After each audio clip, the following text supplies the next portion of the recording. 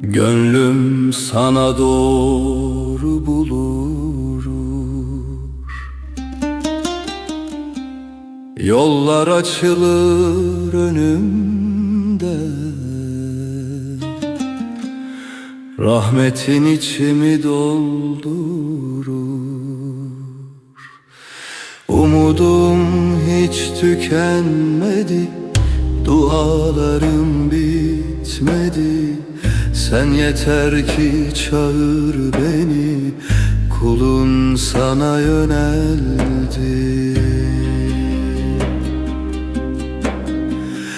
Umudum hiç tükenmedi, dualarım bitmedi. Sen yeter ki çağır beni, kulun sana yöneldi.